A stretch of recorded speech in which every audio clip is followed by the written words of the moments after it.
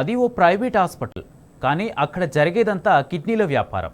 ఇతర రాష్ట్రాలకు చెందిన కొందరు వ్యక్తులు హాస్పిటల్ను నిర్మించి అక్కడ అక్రమంగా కిడ్నీ మార్పిడిలు చేపిస్తున్నారు.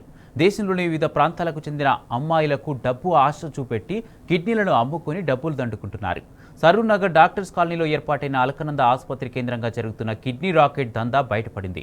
ఎలాంటి అనుమతులు లేకుండానే జరుగుతున్న కిడ్నీ మార్పిడి సమాచారంతో జిల్లా వైద్యాధికారులు రంగంలోకి దిగారు.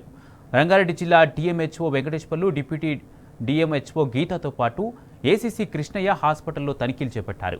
అమాయకులను ఆసరాగా చేసుకుని ఆసుపత్రిలో జరుగుతున్న కిడ్నీ రాకెట్ గుట్టును బయటపెట్టారు. మెడికల్ ఆఫీస్ ఆధ్వర్యంలో విచారణ చేపట్టారు. పోలీసుల రైడ్తో నిర్వాహకులతో పాటు హాస్పిటల్లోని వైద్యులు, ఇతర సిబ్బంది రోగులను వదిలేసి పరారయ్యారు. దీంతో అధికారులు బాధిత రోగులను గాంధీ ఆసుపత్రిలో జాయిన్ చేసి చికిత్స అందిస్తున్నారు. ఘటనపై పూర్తి స్థాయి విచారణ చేపట్టామని, చర్యలు తీసుకుంటామని తెలిపారు.